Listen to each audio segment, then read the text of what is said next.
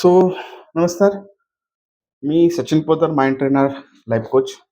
आज आपण बघणार आहोत या वेबिनारमध्ये, की मनोरूपी गुफेमध्ये ह्या प्रवाहामध्ये किती पद्धतीनं व्हायरस तयार झालेले आहेत, ब्लॉकेज तयार झालेले आहेत आणि हे ब्लॉकेज कशा पद्धतीने निर्मित होतात. हे स्वयंनिर्मित काही असतात, तर काही बाह्यनिर्मित असतात.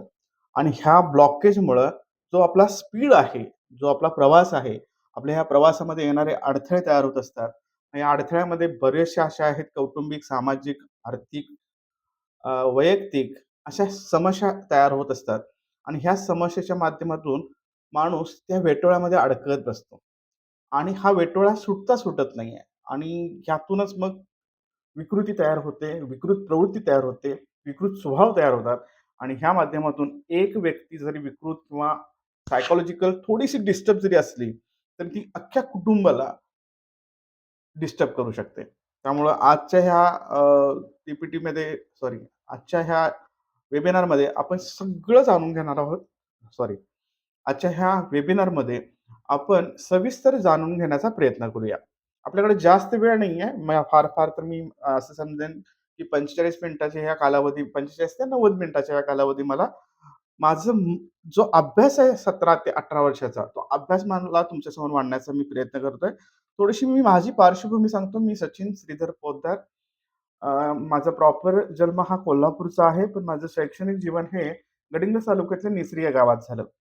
तसं मी माझ्याबद्दलच्या काही गोष्टी तुम्हाला महत्त्वाच्या ज्या वाटतात त्या सांगण्याचा प्रयत्न करेनच. पण वयाच्या 22-23व्या वर्षापर्यंत मी कमीत कमी 5 वेळा आत्महत्येचे प्रयत्न केले होते. इतका इमोशनल स्वभावाचा आणि इतका सेन्सिटिव्ह स्वभावाचा पण होतो. तसं मैत्रीमध्ये चांगला होतो, ग्रुपमध्ये चांगला होतो. हां, शाळेमध्ये चांगला नव्हतो. चांगल्या नव्हत्या. पण मित्रांनो आज मी क्लास 1 अधिकाऱ्यांना ट्रेनिंग देतोय, डॉक्टरांना, वकिलांना ट्रेनिंग देतोय. ह्याचं सगळं श्रेय माझ्या लहानपणीतल्या माझ्या बालमित्रांना आणि माझे जे गुरुजन वर्ग आहेत, त्यांनी जे काही लहानपणामध्ये कळत-नकळत त्यांनी जी बाळगुटी दिली, त्या सर्वांसाठी आहे. पण इतकी टोकाची भूमिका का आली त्या वयामध्ये? आणि ही प्रत्येकाच्या आयुष्यामध्ये येत असते. पण ह्या ठिकाणी उत्तर नसतं. मी बऱ्याच डॉक्टरांना माझे वडील डॉक्टर आहेत. आई प्राथमिक आरोग्य केंद्रामध्ये नर्स म्हणून रिटायर झालेली आहे. तसं आरोग्य खात्याशी रिलेटेड बऱ्याच लोकांचा आमचा संपर्क होता.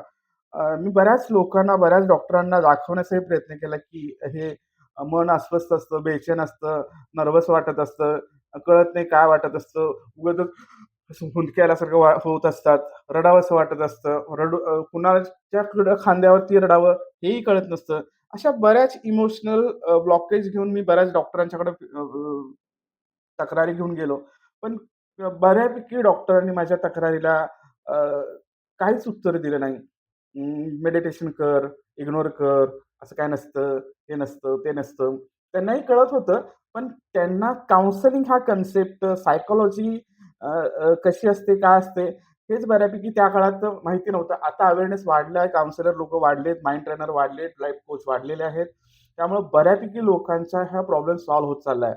आधीच्या काळामध्ये म्हणजे मी माझ्या लहानपणीच्या जे माझ्या वयाचे पालक आहेत, त्या पालकांनाही माहिती आहे, की साधं ब्रेकअप झालं तर सुसाईड वगैरे लोक करायला जायचे.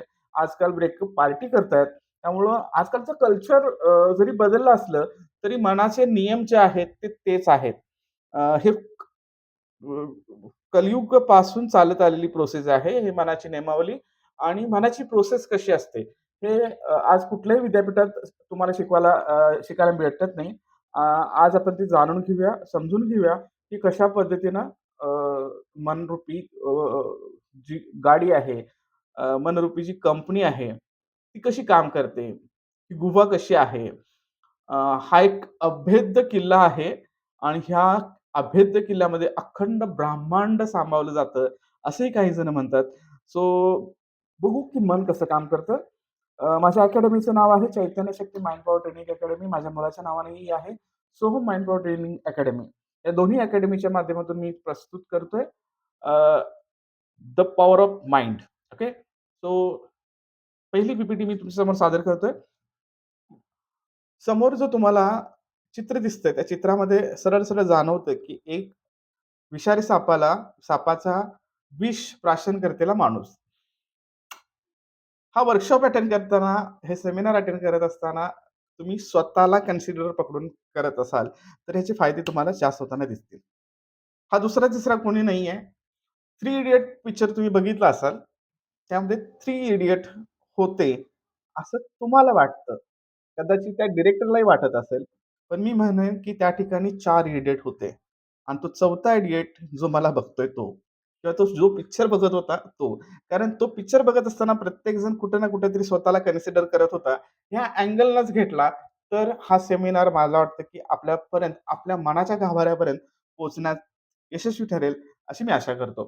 तुम्हाला हे माहीत आहे का, की आपले विचार एक विषय की विचार हे एक घातक विषय सॉरी तुम्हाला हे माहीत आहे का, की आपले विचार हे एक घातक विष आहे. ते विषही बनू शकतं आणि अमृतही बनू शकतं.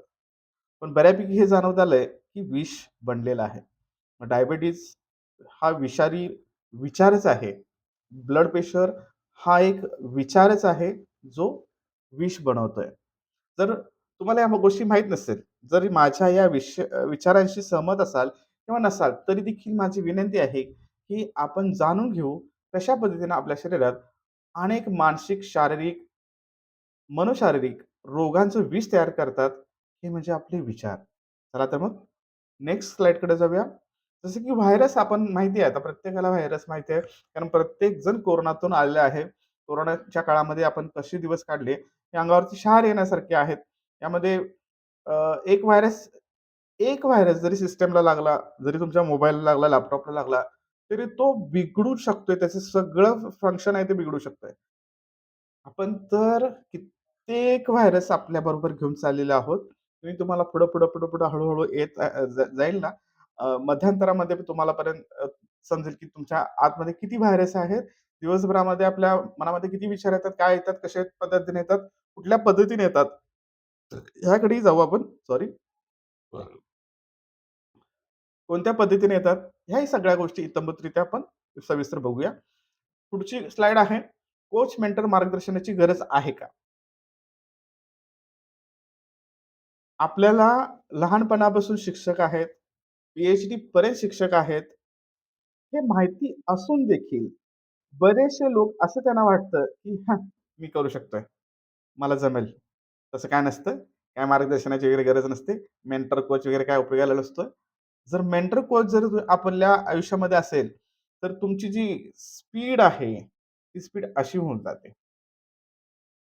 थोडक्यात सांगायचं झालं, तर 1ली ते 5वी पर्यंत आपल्याला लिहायला, वाचायला, हिशोब करायला पण येतो. मग 5वी ते 10वी पर्यंतचा आपण जे प्रवास आहे, तो प्रवास आपण वाचून लिहूनच का देऊ शकत नाही? त्यासाठी शिक्षकांचीच काय गरज आहे? जर शिक्षकच आपल्याला वाचून शिकवत असतील, तर मग आपण वाचून का समजून घेऊ शकत नाही? कारण ह्या मनाला कंटिन्यू ट्रेनिंग देण्याची गरज आहे. हे विदाऊट प्रशिक्षणाचं तयार होतच नाही. हिची प्रशिक्षणाची मर्यादाच नाही. 60, 70, 75 पर्यंत माणूस शिकत राहतो. तशी शिकण्याची माणसाची मर्यादाच नसते. सेम दॅट त्याच टाइपमध्ये. सो शिकण्याची परंपरेचा थोडक्यात आपण आढावा घेऊ आणि पटकन पुढे जाऊ. बघा, प्रभू श्री रामचंद्रापासूनची ही पद्धत आलेली आहे. प्रभू श्री रामचंद्रांचे गुरु आहेत विश्वामित्र. प्रभू श्री कृष्णाचे गुरु आहेत सॉरी, प्रभू श्रीकृष्णाचे गुरु जे आहेत ते सांदीपनी आहेत ऋषी. अर्जुनाचे जे गुरु आहेत ते भीष्माचार्य आहेत. श्रीकृष्णही आहेत. असं नाही की एकच गुरु असतो, अनगिनत गुरु असतात. प्रभू श्री दत्त महाराजांनी तर 24 गुरु केलेले आहेत. मी अजूनही करत चाललोय. माझे गुरु भरपूर झालेले आहेत. प्रत्येक त्या गुरुकडनं काही ना काहीतरी शिकायला भेटत असतं. शिकत राहा, शिकत राहा, शिकत राहा हाच एक हे आहे. छत्रपती शिवाजी महाराजांच्या ज्या गुरु आहेत त्या आपल्या सगळ्यांना माहीत त्या आपल्या जिजामाता आहेत. त्यानंतर जो बॅट घेऊन दिसतोय तो आपला क्रिकेटचा गॉड म्हणतो आपण. तो माझा नाव बंधू अ, थोडे सिक्रेट आहेत मी मलाही घेतो. सचिन तेंडुलकर. त्याचे गुरु आचरेकर गुरु जे आहेत. त्यानंतर हे फक्त एक्झाम्पलसाठी घेतलंय. मी काय कुठल्या पक्षाचा प्रचार वगैरे मला करायचं हे नाहीये. पण अटल बिहारी वाजपेयी हे पंतप्रधान नरेंद्र मोदी यांचे राजकीय गुरु मानले जातात. अ, असा हा गुरूंचा प्रवास आहे, मेंटरशिपचा प्रवास आहे. पण कळत-नकळतपणे ह्यांच्यावर देखील मी पुढे जाऊन आरोप करतोय आणि ब्लेमही करतोय. पण त्यामुळं त्याच्यात काही दुमत घेऊ नका. माझ्या इमोशन्स मला तुमच्यापर्यंत पोहोचवायचे आहेत ना, त्याचा उद्देश फक्त लक्षात घ्या. मला काय सांगण्याचा प्रयत्न करतोय, हेही मला इथं सांगण्याचा उद्देश लक्षात घ्या. पण प्रथा शिवाय प्रगती होत नाही. गुरु परंपरेशिवाय प्रगती होत नाही. म्हणून माझे मेंटर आहेत, जे हे समोर दिसतात. काही जण यांना जाणवत असतील. तर ह्यांनी मला बऱ्याचशा गोष्टी शिकवल्या आहेत माझ्या ह्या करिअरमध्ये मला स्थान मिळवण्यासाठी. ह्यातले बरेचसे लोकं मला ओळखत पण नाहीयेत. कारण मी त्याचे व्हिडिओ बघून शिकलेलो आहे. त्यापैकी हे माझे काही गुरु आहेत आणि तुमच्यासारखे मायबाप, मित्रपरिवार, लहान-थोर या ज्ञात-अज्ञात लोकांनी मला बऱ्याच काही गोष्टी शिकवलेल्या आहेत. काही व्यवहाराच्या माध्यमातून असतील, काही ठिकाणी फसवणुकीच्या माध्यमातून असतील, काही ठिकाणी फसवून घेतलेलं आहे, काही ठिकाणी लॉस झालेलो आहे. त्यातूनही काही गोष्टी शिकायला भेटलेल्या आहेत. तर अशा काही घटनेतूनच माणूस शिकत असतो आणि त्याने शिकतही राहावं. दोष देण्यापेक्षा काय शिकलं, लेट गो करो, आगे बढ़ो, चलो आगे बढ़ते हम भी. मार्गदर्शन घेण्याची परंपरा तर कित्येक युगापासून चालत आलेली आहे. मी माझ्या अनेक वर्षाच्या अनुभवानंतर, हजारो लोकांना ट्रेन केल्यानंतर आपल्या आपल्यासमोर माझा अभ्यास मांडण्याचं धाडस करतोय. हे धाडस एवढ्यासाठीच कारण मी असं नाही म्हणणार हे धाडस एवढ्यासाठी मी असं नाही म्हणणार, की मी खूप हुशार आहे, सॉरी. मी असं नाही म्हणणार, की मी माझा अभ्यासच व्यवस्थित आहे, स्ट्रॉंग आहे. पण 18 वर्षाच्या ह्या गोष्टीमध्ये हा फॉर्म्युला 18 वर्ष सतत लोकांना मार्गदर्शन करत आलाय. फेल नाही ठरला. कुठेही फेल ठरलेला नाही. 18 वर्षाची ही रेसिपी आहे आणि त्या रेसिपीवरून अतिशय डिप्रेशनमध्ये गेलेला व्यक्ती किंवा सर्वसाधारण नर्व्हस असणारा, नाराज असणारा व्यक्तीसुद्धा यातून लगेच बाहेर पडू शकतो. अशा ह्या प अ, असा हा अभ्यास आहे. तो मी मांडण्याचा प्रयत्न करतोय. यामध्ये मी फक्त निगेटिव्ह प्रोग्रामिंग कशा पद्धतीनं होतंय, ह्याच गोष्टीचं आन्सर मी ह्या ठिकाणी देऊ शकतोय. बाकीचा त्यानंतरचा बराच मोठा अ, जो कार्यशाळा आहे किंवा जो कंटेंट आहे तो आपण नेक्स्ट सेशनमध्ये बघू. तुम्हाला आवडलं तर पुढे जाऊ आपण. अ, ह्या ठिकाणी बघा हे निरागस असं छानसं आपलंही बालपण असंच होतं. तुम्ही तुमच्या लहानपणाचे फोटो काढून बघा. कदाचित तुम्ही ह्याच्यापेक्षा क्यूट असाल आणि आत्ताचे बघा. सॉरी आत्ताचं मी हे म्हणण्याचा उद्देश कोण होतास तू काय झालास रे काय झालास सॉरी. हे म्हणण्याचा उद्देश कोण होतास तू काय झालास तू अरे कसा वेडा वाया गेलास तू. चलो ठीक आहे. आता हा सेमिनार 40-50 मिनिटं, 60 मिनिटं जो काही होईल त्या 40-50-60 मिनिटामध्ये आपण तात्पुरत्या साठी छोटं बाळ होऊन बसा. मला काही माहीत नाही, आजूबाजूची दुनियादारी मला काही देणं-घेणं नाहीये. मी तुम्हाला एक साधा प्रश्न करतोय किंवा साधी कन्सेप्ट मी तुम्हाला तुमच्याशी शेअर करतोय किंवा एक गेम खेळू आपण. मी हाय म्हटल्यानंतर तुम्ही हॅलो म्हणायचं. मी 3 वेळा म्हणतोय, तुम्ही त्याच्याबरोबर पाठोपाठ म्हणा. म्हणा पात्र. हां, भले तुम्ही तोंडाने म्हणू नका. कदाचित तुमची मिसेस जवळ बसले असतील, मिस्टर जवळ बसले असतील, आई-वडील, बहीण-भाऊ इतर कोणाच्या बरोबर बसला असेल आणि ही व्हिडिओ बघत-बघत तू काय पुटपुटालास असंही म्हणतील, वेड्यात काढतील. त्यापेक्षा मनातल्या मनात काय चाललेलं आहे हे कोणाला कुठं कळतंय? मनातल्या मनात ओरडून म्हणा. मी तुमच्या मनातल्या मनातलं म्हटलेलं ऐकू शकतो. हं, चलो ठीक आहे. मी हाय म्हणेन, तुम्ही हॅलो म्हणाल. तर मी हॅलो म्हणतो, तुम्ही हाय म्हणायचं. मी 3 वेळा हा प्रयोग करतोय, तुम्ही मनातल्या मनात ओरडा. जर रूममध्ये तुम्ही एकटेच बसले असाल, तर बिनधास्तपणे ओरडा, "जो कुछ है आज के लिए, कल किसने देखा है." तर हॅलो एकदा म्हणतोय, हाय, हॅलो, हॅलो. Very good. इथंच आहे ना? इथंच राहा. ठीक आहे. नेक्स्ट स्लाइडमध्ये आपण बघतोय, की हा सेमिनार संपेपर्यंत स्वार्थी होऊन बसा. या सेमिनारचा जास्तीत जास्त फायदा मला होईल या हेतूने बसा. हा हेतू लक्षात घेताय. समोरच्या स्लाइडमध्ये 3 पिक्चर दिसतात आपल्याला. त्या तिन्ही पिक्चरचा सांगण्याचा उद्देश फक्त एकच आहे, की हे सगळं जे आहे ना, हे माझं आहे. माझं एकट्याचं आहे. बाकी कुणाचा ह्याच्यावरती अधिकार नाहीये. ह्या अँगलनं ज्यावेळेला तुम्ही बसाल आणि ऐकाल हा सेमिनार, हे सेमिनार तुमच्या मनाच्या विचारांशी जोडून घ्याल, त्यावेळेला आपले वेव्हलेंथ आहेत ना, हे एक लेव्हलला जुळण्याचा प्रयत्न होईल आणि मला जो तुमच्यापर्यंत मेसेज पोहोचवण्याचा प्रयत्न करतोय, तो मेसेज पोहोचेल, असं ह्यामागचा उद्देश आहे. ह्या स्लाइडमधला पहिला ब्लॅक एंड व्हाईट मधला फोटो जो दिसतो, तो मध्ये एक घड्याळ घेतलेला मुलगा आहे आणि तो माझा आहे म्हणून दाखवण्याचा प्रयत्न करतोय. भले ती त्याची वस्तू नसते. ती दुसऱ्या कोणाचीच असते, पण त्याला ती आवडलेली असते म्हणून तो त्याच्यावरती आपला अधिकार जाणून हे करत असतो. त्याला त्याच्यापासून ती वस्तू बाहेर जाऊ द्यायची नसते. ह्या हेतूने त्यानं पकडलेला आहे. दुसऱ्याच त्या इमेजमधलं मधलं जे फोटो आहे, ते सगळे जे काही चॉकलेट्स वगैरे आहेत, ते सगळे जे कँडी आहेत, ते सगळे माझे आहेत. ह्याच्यावरती दुसऱ्या कोणाचा अधिकार नाही.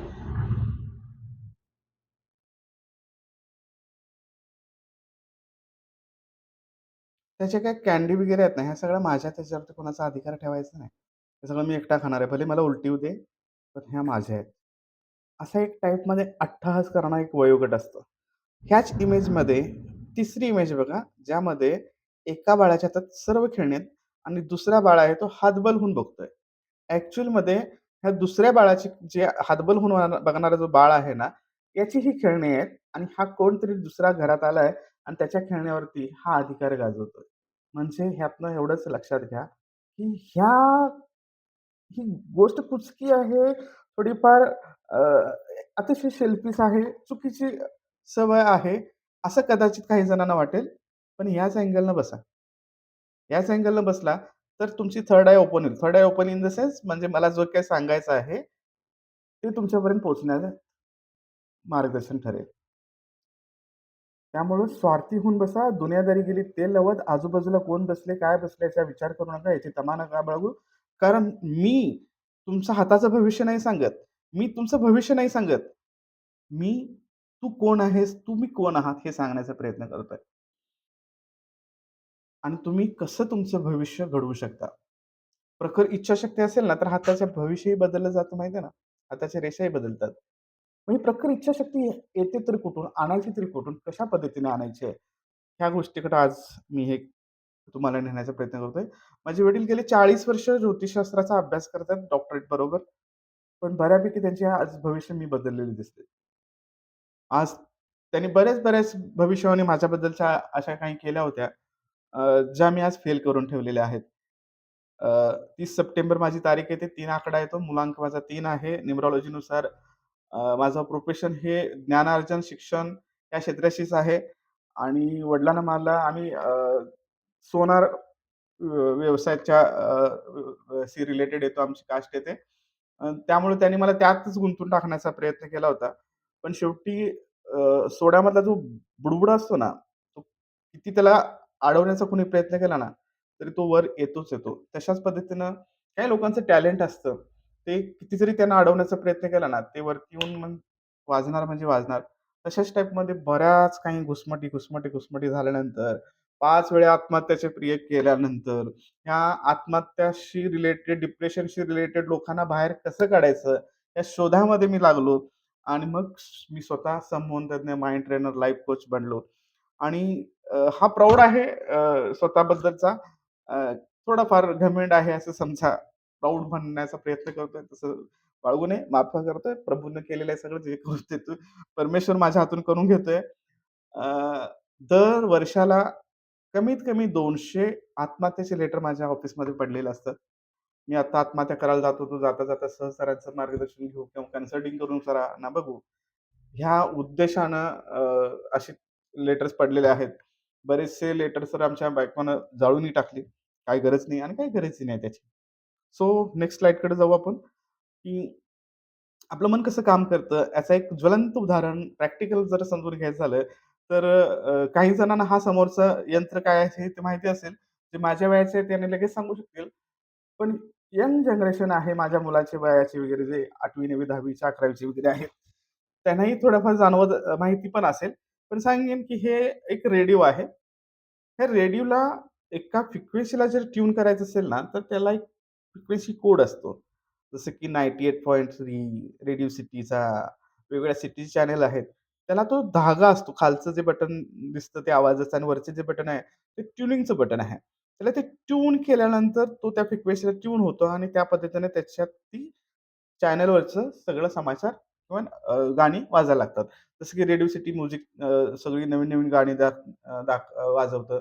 तसंच विविध भारती हे थोडीफार जुनी मधल्या काळातली गाणी वगैरे वाजवताना, ऐकताना आपण पाहतो. सेम दॅट त्याच पद्धतीनं आपलं माइंड काम करतं. दुसरे जे काही तुम्हाला या ठिकाणी YouTubeचं जे सिम्बॉल दाखवलाय, तो YouTubeचा सिम्बॉल देखील अशाच पद्धतीने आपल्या माइंडमध्ये काम करत असतो. थोडक्यात एक्झाम्पल द्यायचं झालं, YouTubeवरती जर तुम्ही क्राईम पेट्रोल सर्च केला, तर YouTube तुम्हाला सगळ्या प्रकारचे क्राईम पेट्रोल सरळ ते अल्गोरिथममध्ये आणून देतं. तुम्हाला ते कुठलं कार्टून-बिर्टून आधीमध्ये आणणार नाही. क्राईम पेट्रोल मागितले, क्राईम पेट्रोलची एकाकडे मालिका. सॉरी, इथे कट करा. जर तुम्ही सर्च केला, तर सी-आय-डीचे सगळे एकाकडे ना, सी-आय-डीचे सगळे नमुने तुमच्या समोर आणण्याचा प्रयत्न करतं. तुम्ही जर सॅड सॉन्ग सर्च केला, तर सॅड सॉन्ग तुम्हाला सॅड सॉन्गची लिस्ट येते. तुम्ही मोटिव्हेशनल सॉन्ग केला, तर मोटिव्हेशनल लिस्ट येते. सेम दॅट ह्याच पद्धतीने आपलं माइंड काम करत असतं. एकदा जर सकाळ जर नकार घंटा झाली, एकदा जर घरामध्ये वादावाद सकाळ-सकाळचे झाले, तर दिवस तुमचा टॅन लक्षात येतं मला काय म्हणायचं आहे? थोडंफार सेल्फ म्युझिक देऊन मी थोडाफार हा विषय कंटाळवाणा आहे, त्याला विनोदात सांगण्याचा प्रयत्न करतोय. माय-बाप समजून घ्या, कारण हा विषय हा खरोखर कंटाळवाणा विषय आहे. थोडक्यात अध्यात्म टाइपमध्ये हा विषय आहे. अध्यात्माचा फोड जर केली, तर अध्यात्म, आतल्या मनाचा अभ्यास काइंड ऑफ असा आहे. तर हा विषय मनाशी रिलेटेड आहे. ह्या ठिकाणी जर मी हा विषय जर हसत-खेळत नाही सांगितला आणि मी जर स्थिर एकदम गंभीर होऊन लेक्चर होऊन सांगेल, लेक्चर टाइपमध्ये सांगण्याचा प्रयत्न केला, तर फार-फार 5 मिनिटं, 10 मिनिटं तुम्ही हा व्हिडिओ बघाल. काही लोकांना कदाचित बोर वाटेल, काही लोकांना अतिशयोक्ती वाटेल. पण थोडंफार गोष्टी ह्या सगळ्या जेनरिक पब्लिक पकडून हा व्हिडिओ बनवण्याचा हा सेमिनार बनवण्याचा प्रयत्न केलाय. सो जे वाचक आहेत, खूप वाचन केलेले आहे, त्यांनाही माझा कळकळीची विनंती आहे, की थोडंफार अ, सहन करा. नेक्स्ट स्लाइडकडे आपण जातोय. आता सुरुवात होते खऱ्या गेमची. खरी गेम म्हणजे खऱ्या काही गोष्टी आहेत. मी आधी बेस तयार करतोय. बेस बेस आपला जसं की सेमिनार हा परिपूर्ण समजण्यासाठी, परिपूर्ण तुमच्या मेमरीमध्ये सेव्ह होण्यासाठी आणि इथपर्यंत पोहोचण्यासाठी काही गोष्टी रूपांच्या माध्यमातून मी बेस तयार करतोय. Base in the sense foundation तयार करतोय. हां, जसं की एखादं घर आहे, ते नुसतंच जमिनीवरती बांधलं तर ते कधीही वाऱ्याच्या ह्याने किंवा थोड्याशा भूकंपाच्या हादऱ्यानं पडू शकतं. त्यासाठी पाया खणला जातो. पाया खणून त्यामध्ये रुतवलं जातं त्या घराला, जेणेकरून तो भक्कम राहील. त्यासाठी हा बेस आहे असं समजा आणि गोष्टीच्या माध्यमातून मला तुम्हाला त्या दृष्टिकोनाकडं लक्ष केंद्रित करण्याचा प्रयत्न करतोय, जी गोष्ट मला सांगायची आहे. आता इथं समोर तुम्हाला 2 पोपटांचं चित्र दिसतंय. आपल्या सभोवतालच्या वातावरणाचा परिणाम पशु-पक्ष्यावरती आणि जनावरांवरती कसा होतो? काहीही न करता हां, काहीही न करता मग तुमच्या आयुष्यामध्ये अशा काही घटना घडल्या असतील, ज्या घटनांना तुम्ही म्हणत असाल, की मी कुणाचं काय वाईट केलं होतं म्हणून माझ्या बाबतीत वाईट होतंय. किंवा ज्यांना असं वाटत असेल, की माझ्याच बाबतीत हे असं का होतंय? तर त्यांच्या ह्या प्रश्नाची उत्तरं मी या ठिकाणी देण्याचा प्रयत्न करतोय. फक्त केअरफुली हे घ्या. ह्यानंतर एक टास्क होईल. त्यानंतर प्रत्येकाला काही क्वेशन असतील. प्रामाणिकपणे स्वतःशी प्रामाणिक राहा आणि त्या प्रश्नांची उत्तरं देण्याचा प्रयत्न करा. ज्या लोकांना इथं 80% पेक्षा जास्त मार्क आहेत, त्याच लोकांचं इथे ॲडमिशन होणार आहे. Otherwise admission no. कारण लक्ष देऊन ऐका हे मी म्हणणारच नाही, कारण लक्षच लागत नाही म्हणून तर इथे येऊन बसलोय. त्यामुळं एन्जॉय करा, आनंद घ्या, स्वार्थी होऊन बसा. माझं आहे, माझ्यासाठी आहे. बाकी दुनिया तरी गेली. ह्या उद्देशाने घ्या. चुकून-माकून एखादा शब्द, अपशब्द गेला तर माफ करा. आधीच माफी मागतोय. थोरा मुलांची माफी मागतोय. काही गोष्टी मला स्पष्टच बोलाव्या लागतील आणि त्या स्पष्ट बोलल्याशिवाय ना पालकांना कळणार नाहीत, ना बालकांना कळणार आहे, ना जे ह्या प्रॉब्लेममध्ये अडकलेत त्यांनाही कळणार नाही. त्यामुळं कुणाचीही तमा न बाळगता हां, मी केअरफुल घेईन, मॅक्सिमम काळजी घेण्याचा प्रयत्न करेन, की जितकं होईल तितका सॉफ्ट आणि गोडव्याच्या भाषेमध्ये सांगण्याचा प्रयत्न करेन. पण चुकून-माकून एखादा अपशब्द वगैरे गेला, तर माय-बाप माफ करा, क्षमा मागतोय. आता ह्या पक्ष्यांच्या गोष्टीची सुरुवात करतोय. मी तुम्हाला सुरुवातीला सांगितलं, मी सचिन पोद्दार, माझा जन्म कोल्हापूरचा आणि कोल्हापूरची लोकं तुम्हाला थोडीफार माहिती आहे. कोल्हापुरी जनतेची मी माफी मागतोय. चुकून त्यांनी याचा निगेटिव्ह अर्थ घेऊ नका, नकारात्मक अर्थ घेऊ नका. अ, पण कोल्हापूरसारखी दिलदार लोकं तुम्हाला कुठेही भेटणार पण नाहीत. असो मी कोल्हापूरचं गुणगान गाणार नाही. पण कोल्हापुरात एक तुम्हाला खासियत माहिती आहे, की तिथला काहीसा भाग जो आहे, आता जिल्हा म्हणा, तो शिवराळासाठी प्रसिद्ध आहे. तिथं तुम्ही राहायला जरी गेला, 2-3 महिने जरी राहायला गेला, की तुम्ही पण कोल्हापुरी भाषा बोलायला सुरू करताय. त्यात दुमत नाही. पण कोल्हापूरचा माणूस जगात कुठेही जाऊ दे, तो कोल्हापुरीच बोलणार. सो हां, माझ्या भाषेत तुम्हाला थोडाफार तो ट्यून जाणवेल. बट महाराष्ट्रभर फिरल्यामुळं, देशभर फिरल्यामुळं थोडंफार मी कोल्हापूरच्या वाटेवरती गेलो, की आपल्या आपण ती भाषा येते. करतासा काय, जातासा काय, येतासा काय, खाल्लासा का नाही, आलतो गेलतो. ह्या ट्यून आहेत, ह्या गोडवा आहे ह्या ट्यूनमध्ये. असो. अ, एक महालक्ष्मी मंदिरातले एक जस्ट मी इमॅजिन केलेली कल्पना आहे. याचा सत्यतेशी कुठंही दूर-दूर संबंध नाही आहे. मी फक्त ही काल्पनिक गोष्ट तयार केली, मांडण्याचा प्रयत्न करतोय. कारण मला ज्या उद्देशापर्यंत तुम्हाला घेऊन जाण्याचा प्रयत्न करतोय ना, तो उद्देश मला ह्या स्टोरीच्या माध्यमातून सोपा ठरतोय. यासाठी म्हणून ही पोपटाची गोष्ट आणि त्या एक काल्पनिक पुजाऱ्याला मी घेतो कोल्हापुरातल्या आणि काल्पनिक गल्लीमधल्या लोकांनाही घेतोय, जेणेकरून गोष्ट तुमच्या मनापर्यंत पोहोचेल. 2 पोपटाची पिल्ले, छोटी पिल्ले असतात आणि ही पिल्ले त्या पुजाऱ्यानं पाळण्यासाठी आणलेले असतात. या पोपटांच्या पिल्लाची खासियत ही असतात, की हे आपोआप बोलायला शिकतात. बोलायला शिकतात म्हणजे काय कळालं का? हां, काही पोपट बोलतात बघा, गाणी म्हणतात, बोलतात. काही असे काही व्हिडिओ वगैरे तुम्ही बघितला असाल, रील्स वगैरे मध्ये बघितलं असाल, की कुत्र्यांच्या संगतीमध्ये राहून ते पोपट भुंकायला शिकते. मांजराच्या संगतीत राहून मांजरासारखं बोलायला शिकते. काइंड ऑफ ही पोपटही त्या टाइपमधली, त्या जातीतलीच आहेत, असं गृहीत धरा. आता त्या पुजाऱ्याला त्याने नुकतंच 2-3 दिवस झाले घेऊन ही पोपटं पाळायला सुरू केली होती. त्याची काळजी घ्यायला सुरू केली होती आणि अचानक त्यांना फोन येतोय, की काशीला एका मोठ्या यज्ञासाठी तुमचं मदतीची गरज आहे, सहकार्याची गरज आहे आणि तुम्ही तिथं उपस्थित राहावे अशी विनंती आहे. साधारण हा कालावधी आहे, हा 3 महिन्याचा कालावधी लागेल. साधारण 3 महिन्याचा कालावधी लागेल. इतका मोठा हा कालावधी असल्यामुळं त्या पुजाऱ्याला आनंदही होतो. हां आणि एका बाजूने थोडंसं दुःख होतं. कारण ही छोटी-छोटी पोपटं आणून मी 4-5 दिवसच झालेत. आता ह्यांचा सांभाळ कोण करणार? आणि ही जबाबदारीची गोष्ट आहे आणि ह्या जबाबदारीची गोष्ट मी कुणावरती देऊ शकतोय? अशा विचारात पडल्या असताना त्यांचा घरगडी आहे तो तिथूनच जात असतोय.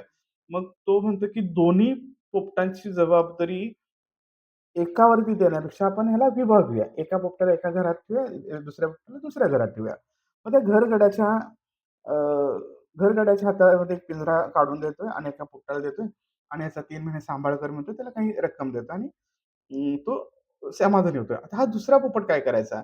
मग तो दुसरा पोपट घेतो आणि आपल्या शेजारीच राहणारा जो भाऊ असतो, त्या भावाच्या घरी जातो आणि ते देखील मुनीश्वराचंच काम करत असतात, पूजा अर्चेचंच काम करत असतात आणि त्यांच्या घरी तो देतो आणि त्यांना सांगतो, की ह्याची थोडीशी काळजी घ्या. ते देखील म्हणतात, "आम्ही काळजी घेऊ. तुम्ही काहीच काळजी करू नका. ह्याला काय एवढं काळजी घ्यायला लागतं? काय पेरू, 2-4 मिरच्या तेवढं देत राहील. त्याला काय कुठे फिरवायला जायला लागत नाही, काही नाही, काही नाही." असं करत तो पुजारी निःसंकोच होऊन आपल्या काशी यात्रेला जातो. आता मित्रांनो मला हे तुम्हाला सांगायचं आहे, की वातावरणाचा परिणाम पशुपक्ष्यांच्या वरती होत असतोय. एक पोपट त्यांनी दिलेला आहे आपल्या घरगड्याकडं. तो राहत असतोय स्लम एरियामध्ये, ज्या ठिकाणी नकारात्मक वातावरण आहे. चोरीमारीचे रोजचे प्रकरण आहेत. पोलीस रोजच्या रेड टाकतायत. दारू, गुटखा, तंबाखू सर्रास या ठिकाणी विकलं जातं. अशा निगेटिव्ह एनर्जीच्या फ्रिक्वेन्सीमध्ये निगेटिव्ह ठिकाणी किंवा नकारात्मक गोष्टी ज्या ठिकाणी असतात, जास्त हे असतात, अशा एरियामध्ये तो राहतो. हे काल्पनिक आहे हां. ह्याला सिरियसली कोणीही घेऊ नका. फक्त ह्याच्या मागचा उद्देश घ्या मला जो काही सांगायचा आहे तो. नाहीतर कुठं आहे ते सांग वगैरे म्हणत बसाल, तर मी आधीच माफी मागतोय. दुसरा पोपट आहे, तो मुनीश्वराच्या घरी असतोय. पहिला पोपट असतोय, तो घरगड्याच्या घरी असतोय. घरगड्याच्या घरचं वातावरण हे थोडं दूषित असतं. तिथं शिव्यांचे संस्कार वगैरे असतात. सकाळी पहाटे उठल्यापासून वादावाद सुरू असते ते रात्री झोपेपर्यंत 12 वाजेपर्यंत तशाच पद्धतीचं वातावरण असतं. मुनीश्वरच्या घरामध्ये सेम अपोझिट आहे. त्या घरामध्ये रिस्पेक्ट, सन्मान, आहो-जाहो, पाहुणचार हे असतं. 3 महिन्याचा कालावधी हा त्या पक्ष्यांच्या वाढीसाठी पुरेसा इनफ आहे. त्यांचं संगोपन होण्यासाठी आणि ते बऱ्यापैकी मोठे झालेले असतात. ह्या प्रवासामध्ये त्या पोपटांच्यावरती काय-काय परिणाम झाला असेल जस्ट इमॅजिन. जस्ट क्रिएटिव्ह करा, व्हिज्युअलायझेशन करा आणि इमॅजिन करा, की घरगड्याकडचा जो दूषित ठिकाणी राहिलेला पोपट आहे, तो काय-काय शिकला असेल. ओके. आणि जो मुनीश्वर दुसऱ्या पुजाऱ्याकडे राहिलेला पोपट आहे, तो कसा-कसा शिकला असेल. आपण दुसऱ्या पोपटाकडे जाऊ आणि पाहू. तो जो काशीला गेलेला पुजारी होता, तो घरी आला, हातपाय वगैरे धुतले, घर वगैरे साफ केलं आणि तो पहिलाच आपल्या घराच्या शेजारीच आहे म्हणून घराच्या शेजारी आपल्या भावाला भेटायला गेला. त्या ठिकाणी जसं त्याने एंट्री केली, त्या क्षणाला जो अंगणात लावलेला जो पोपटाचा पिंजरा होता, त्या पोपटाच्या पिंजऱ्यातून आवाज आला, "नमस्कार, आलात? या." दाराच्या ठिकाणी पाणी ठेवलंय, पाणी हातावरती घ्या, हात धुवून घ्या. आत बसा. 1-2 मिनिटामध्येच चहा येईल. तुम्ही फराळ केला आहात की करायचा आहे? आधी चहा घ्या, प्लस नंतर प्रसादाचं बघू आपण. आणि काय बरं आहे ना बाकी? अशा पद्धतीने त्याचा पाहुणचार होतो. तो नुसता असं बघतच राहतो हां. लई भारी झालं की शिकवायच्या आधीच भारी बोलला की. मग भावाला वगैरे बोलवतो. मस्त वाटलं तिथं चहा वगैरे घेतो. त्या पोपटाला घेतो, घरी ठेवतो आणि आता दुसऱ्या पोपटाला आणायला जातो. आता दुसऱ्या पोपटाला आणायला गेल्यानंतर विचार करा, स्वागत कसं झालं असेल? "आलास? टिंब-टिंब. कशाला आलास? टिंब-टिंब. धरती पे पोहोच, टिंब-टिंब. तुझ्या आईला तुझ्या टिंब-टिंब." असा सगळा उद्धार 5 मिनिटामध्येच जातो.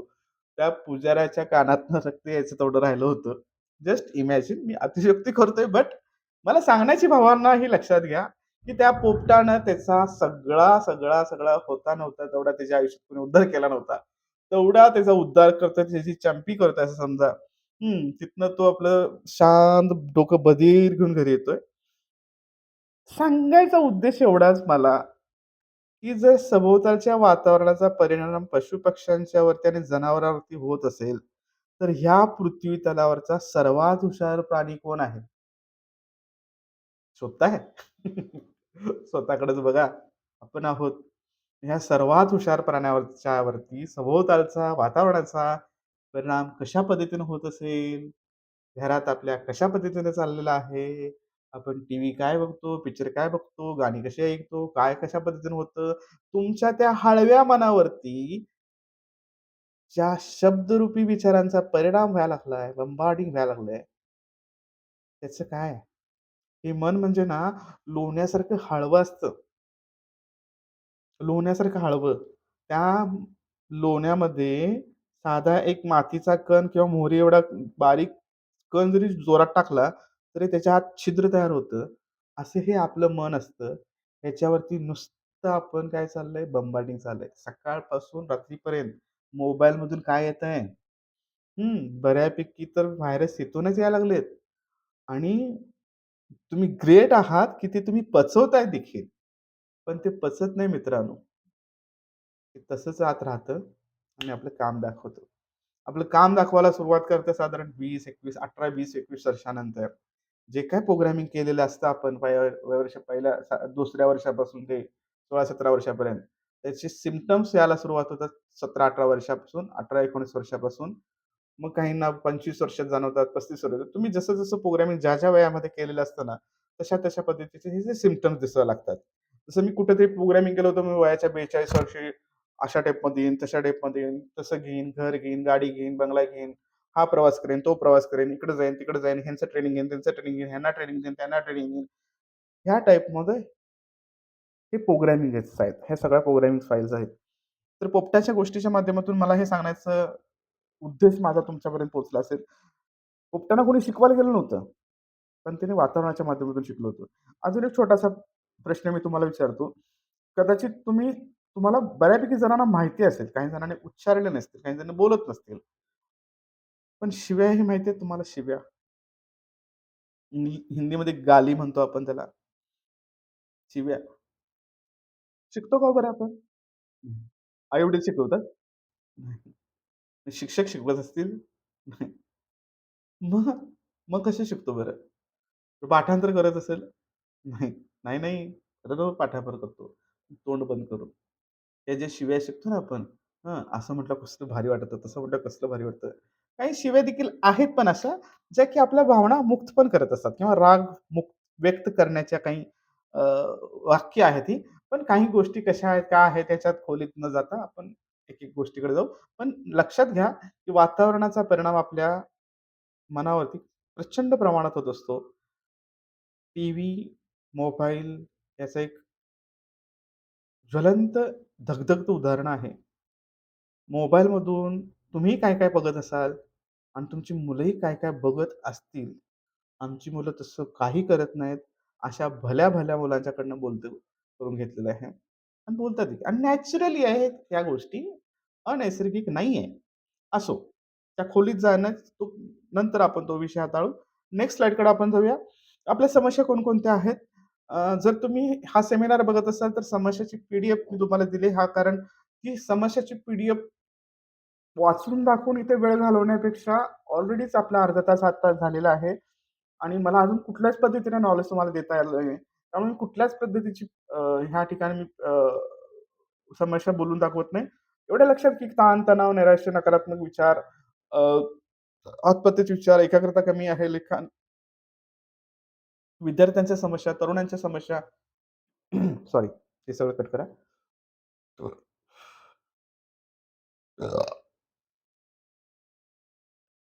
जनरली काही समस्या मी तुम्हाला सांगण्याचा प्रयत्न करतोय.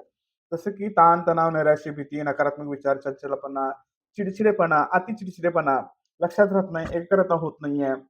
अ, मुलांच्या विद्यार्थ्यांच्यामध्ये अभ्यासात लक्ष लागत नाहीये. शाळेत शिकवत असताना लक्ष लागत नाहीये. अशा ह्या सगळ्या ज्या गोष्टी आहेत त्या सविस्तर पी-डी-एफ मी तुम्हाला सेंड केलेली आहे. नसेल तर तुम्ही ज्यांच्या माध्यमातून जोडला आहात त्यांच्याकडनं ती पी-डी-एफ घ्या. त्यातल्या कितपत समस्या तुमच्यापर्यंत तुम्हाला वाटतात, की ह्या समस्यांना मी सध्या थोडं कन्सिडर करतोय. थोड्याफार जाणवतात, की ह्या समस्या मला माझ्या बाबतीत होत आहेत आणि हे तुम्हीच करू शकता तुमच्याबद्दलचं. हां, तुमच्या घरातल्यांनाही जाणवत असतील, तर घरातल्या जाणकारांना घ्या, पत्नीला घ्या, पतीला पत्नीच्या घ्या, असं कोलॅबोरेशनमध्ये घ्या. विन-विन सिच्युएशनमध्ये करण्याचा प्रयत्न करा. आता बघ तुला दाखवतो, बघ तुला हे करतो. मी वेड्या लोकांच्यावरती उपचार करत नाही. जी लोकं शहाणी आहेत, पण वेड्यासारखं वागत असतात, त्या लोकांना मार्गदर्शन करतोय. आय रिपीट, मी वेड्या लोकांच्यावरती उपचार करत नाही. मी वेड्या लोकांना काउन्सिलिंग करत नाही. पण जी लोकं शहाणी आहेत, पण वेड्यासारखं वागत असतात, त्या लोकांना मी काउन्सिलिंग करतोय, मार्गदर्शन करतोय. सो आय होप की तुम्ही खूप हुशार आहात, आनंदी आहात आणि हुशार आहात. पण याचा गैरसमज करून घेऊ नका आणि प्रत्येकानं सहकार्य करा. कारण प्रत्येकाची स्वप्न ही पूर्ण होणं, हे माझं स्वप्न आहे.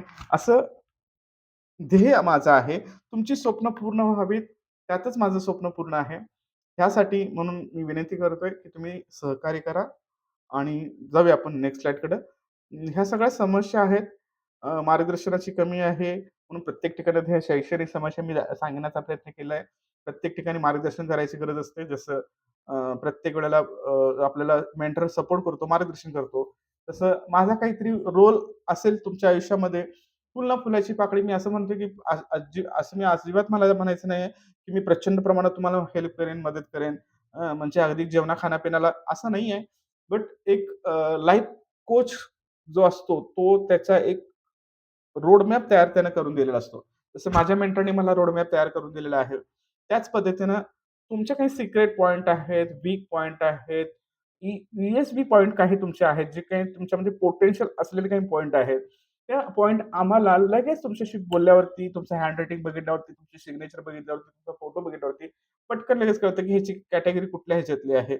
मी भल्या-भल्यांना मोठमोठ्या पोस्टवरनं राजीनामा द्यायला लावला आणि व्यवसायात टाकले आणि भल्या-भल्यांना व्यवसाय सोडा आणि नोकरी-चाकरीच करा असं म्हटलंय.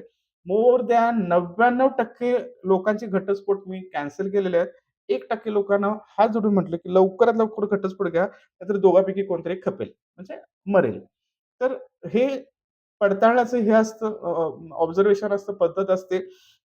जवळपास 1.5 लाख पेक्षा जास्त लोकांना वन बाय वन काउन्सिलिंग केल्यानंतर, हँडरायटिंग एनालिसिस केल्यानंतर मला माहिती नव्हतं, की ग्राफोलॉजी टाइपमध्ये असं काहीतरी एक आर्ट आहे आणि ती मला आपोआपच आली होती. न शिकता मी ते एनालिसिस करायला लागलो. म्हणजे हातामध्ये साधा पेपर आला राहिला, की मी समोरच्याला सांगायचो, की तुझ्यावरती हे प्रॉब्लेम आहे. मी सांगू, की तू सांगणार असं म्हणायचो. समोरचा देखील मला चॅलेंज करायचा. बघूया आता मला सांगता येतं की नाही. तर त्याला ते शब्दरूपामध्ये पण जे मांडता येत नव्हतं, ते देखील मला शब्दरूपामध्ये मांडून मी त्याच्यासमोर माझं इम्प्रेशन पाडायचं असं म्हणा. हे हे काय मी काय वेगळी तपश्चर्या केली आणि हे आलं असं नाही. Practice make perfect. तुम्ही ज्यावेळेला सारखं-सारखं 30-30 गोष्ट करता, ती तुमच्या रूटीनमध्ये होऊन जाते. माझ्यासमोर बसला रे बसला, की मी त्याचं सांगायला सुरुवात करतो. कधीतरी आजमावायचं असाल, तर कन्सल्टिंग करून बघा किंवा हा सेमिनार संपल्यानंतर तुम्ही पेडमध्ये कन्सल्टिंग करू शकता. बघू आपण नेक्स्ट स्लाईडकडे. ह्या सगळ्या शारीरिक समस्या आहेत. कोणतीही शारीरिक समस्या ही ह्याच्या सॉरी नेक्स्ट स्लाईड आहे शारीरिक समस्या. शारीरिक समस्यामध्ये बघूया आपण, की शारीरिक समस्या तयार कशा होतात? WHO सांगितल्याप्रमाणे, आय रिपीट, WHO सांगितल्याप्रमाणे माणसाला ज्या काही शारीरिक व्याधी होतात, त्याचं 97% पर्यंत कारण हे आहे, की ते म्हणजे त्याचं मानसिकता. मानसिकता. काय कुठं बघायचं ते लक्षात घ्या. ती म्हणजे त्याची मानसिकता असते. लक्षात घेता मला काय म्हणायचं आहे? व्हायरस किंवा कोरोनामध्ये जी काही लोकं गमावली गेलेली आहेत, मला सांगा मित्रांनो, ती भीतीने जास्त लवकर मेलेत, की कोरोनाच्या विषाणूमुळं? सांगू शकाल ना ते? भले-भले बॉडी बिल्डर वगैरे सारखी लोकं, मोठमोठे ज्ञानी लोकं घाबरून मेले. इकडं म्हातारी-कोतारी 75, 78, 85 वर्षाची लोकं 7 दिवसात, 15 दिवसाचं सेशन केले आणि घरी येऊन निवांत बसले. कुठेतरी काय आत्ता जायचंय आणि उद्या जायचंय म्हणून बसले निवांत. काय होते? काय नाही झालं. मी कोरोनाच्या काळामध्ये बऱ्याच पेशंटना स्वतः जाऊन आम्ही त्यावेळेला मी, माझी मिसेस, मुलगा टिफिन सर्व्हिस प्रोव्हाईड करायचो आणि आमच्या भागामध्ये स्पेशली आमचं नाव झालं होतं, की जर कोरोना पेशंटला कोण टिफिन प्रोव्हाईड करत असेल, तर म्हणजे सचिन पोद्दार. आणि आम्ही बिनधास्तपणे टिफिन देऊन यायचो. काही नाही. कोणाला काही झालं नाही. माझ्या फॅमिलीला झालं नाही ना मला झालं नाही. तो तो हॉरिबल हे आहे. सो शारीरिक समस्या वगैरे जर तुम्हाला कोणाला असतील, तर त्याचं अस्तित्व शरीरामध्ये नाही आहे. त्याचं अस्तित्व कुठेतरी तुमच्या सॉफ्टवेअरमध्ये आणि तुमच्या प्रोग्रामिंगमध्ये आहे. हे ध्यानामनात घ्या आणि समजून घ्या. त्याचा पुराव्यासाठी पुराव्यासह मी तुम्हाला घेऊन जाणार आहे. "बाप दाखव नाहीतर श्राद्ध घाल." या म्हणीप्रमाणे माझं हे आहे. कारण मी आधुनिक काळातला ट्रेनर आहे. मी सांगतोय तसं करा अशातलं नाहीये. मी सुचवत तुम्हाला हळू-हळू तुम्हाला प्रूव्ह करत घेऊन जाणाऱ्या गोष्टीकडे हे करतोय. असंच एका काउन्सिलिंग सेशनमध्ये, सॉरी, एका डॉक्टरांच्या सेशनमध्ये मी ट्रेनिंग देत होतो डॉक्टरांना आणि त्यामध्ये त्या डॉक्टरांनी मला चॅलेंजिंग प्रश्न विचारला. तुम्ही तुमच्या ट्रेनिंगच्या माध्यमातून त्या समोरच्या व्यक्तीला काही करू शकता का? मी त्यांना एकच म्हटलं, "जर आतंकवादी ब्रेन वॉश करून बनवू शकतील, तर आतंकवाद्याचा चांगला माणूस का बनू शकणार नाही?" मला एवढंच म्हणायचंय मित्रांनो, तो देखील ब्रेन वॉश असतो. मी काय ब्रेन वॉश करायला बसलो नाही. ते तो प्रोग्राम वेगळा आहे, हा प्रोग्राम वेगळा आहे. पण सायमल्टेनियसली बघायला गेलं तर सेमच आहे. मला इथून तुमच्या नकारात्मक वृत्तीपासून तुमच्या सकारात्मक वृत्तीकडे घेऊन जायचं आहे. ह्या सगळ्या गोष्टी बॅलन्स करत असताना मी सगळ्याच गोष्टी मला अभ्यास कराव्या लागल्या. कोणकोणत्या कराव्या लागल्या? मला ॲस्ट्रोलॉजी करावं लागलं, न्यूमरॉलॉजी करावं लागलं, वास्तुशास्त्र करावं लागलं, सिग्नेचर एनालिसिस करावं लागलं, ग्राफोलॉजी करावं लागलं, मोबाईल न्यूमरॉलॉजी करावं लागलं, डेट ऑफ बर्थ न्यूमरॉलॉजी करावं लागलं. या गोष्टी, सगळ्या गोष्टी ज्यावेळेला आम्ही जे पर्सनल कोचिंग घेतात ना, त्यामध्ये आम्ही सगळं सविस्तर त्यांना ह्या सगळ्या गोष्टी करून देत असतो. त्यातून अडचणी येणार नाहीत का? तर 95% शक्यता आहे, की त्यांना त्या अडचणी येणार नाहीत. मग काही 5% मध्ये काही त्यांचा कर्म आहे, काही गोष्टी आहेत, त्यावरती येतात. पण 95% त्यांच्या वाटेला हे अडथळे येतच नाहीयेत. ते कायम आनंदाच्या फ्रिक्वेन्सीला कायम ट्यून असतात. भले ते जरी देखील नकारात्मक गोष्टींच्या सानिध्यात जरी गेले, तर ते नकारात्मक लोकं सकारात्मक होतील. या ट्युनिंगला आम्ही घेऊन जातोय. सॉरी, टेक्स्ट स्लाईडकडे बघू. मेंटरशिप आपल्याला सपोर्ट करत असते पुढे जाण्यासाठी. सामाजिक समस्यामध्ये येतात, कौटुंबिक समस्या येतात. कुटुंबामध्ये वाद असतात, वादविवाद असतात, पटत नाही, बायकोबरोबर पटत नाही, मुलाचं आईबरोबर पटत नाही, मुलाचं वडिलांच्या बरोबर पटत नाही. चारी तोंड चारी घराला असतात. कुठल्यातरी घराला करणी झाले, भूतबाधा झाले, दृष्टी लागले, असे बरेचसे काही गोष्टी आहेत. त्यातनं कौटुंबिक समस्या होतात, कर्जबाजारीपणा होत असतो. हे सगळं जे आहे ते सगळं प्रोग्रामिंग आहे. सगळं प्रोग्रामिंग. तुमच्या आयुष्यामध्ये जी कोणतीही वाईट घटना तुम्ही जी सांगाल, ती प्रोग्रामिंग आहे. हे लक्षात घ्या. कोणतीही घटना तुमच्या बाबतीत वाईट व्हावं, जे काय असेल, व्हॉटेव्हर व्हॉटेव्हर जे काही तुम्ही म्हणाल, त्याचं 99.999% हे प्रोग्रामिंगच असणार. ह्याचं जर तुम्हाला प्रूफ सापडत नसेल, तर मी प्रूफ देण्याची चॅलेंज करेन. जर करत असाल सॉरी, हे करा. जर तुम्ही ह्याचं प्रूफ मागत असाल, मला चॅलेंज करतच असाल, तर वन बाय वन मध्ये बसू. मी तुम्हाला तुमच्या आयुष्यामध्ये पास्टमध्ये जाऊन घेऊन दाखवेन, की कुठं ना कुठेतरी मी हे केलेलं नकारात्मक प्रोग्रामिंग आहे. पण हा सेशन पूर्ण होता क्षणी तुम्ही म्हणाल, की नाही माझं हे प्रोग्रामिंग होतं. तुमची लिस्ट काढून ठेवा वाटल्यास आता, की तुमच्या आयुष्यामध्ये ज्या घडलेल्या घटना आहेत, ब्रेकअप असेल किंवा नुकसान असेल, आर्थिक नुकसान असेल, किंवा कोणी दगा, फटका, फसवणूक, आजार, रोगराई वगैरे जे काही झालं असेल, तर ते देखील प्रोग्रामिंग आहे. या प्रोग्रामिंगवरती मला फोकस करायचा आहे. 45 मिनिटाच्या वरती आपला सेमिनार झालेला आहे. मी फक्त तुमच्यावरती समस्यावरतीच हे करत आहे. सुरुवात करतोय, की कशा पद्धतीनं ह्या गोष्टी होतात. या सगळ्या समस्या तुम्ही आवर्जून पी-डी-एफ घ्या. ती पी-डी-एफ प्रिंट काढा आणि प्रत्येक घरामधल्या प्रत्येक सदस्यासाठी वेगळं-वेगळं द्या. छोटी मुलं असतील साधारण छोटी मुलं म्हणजे 7 वर्षापासूनच्या मुलांना हे प्रत्येकाला लागू पडतं.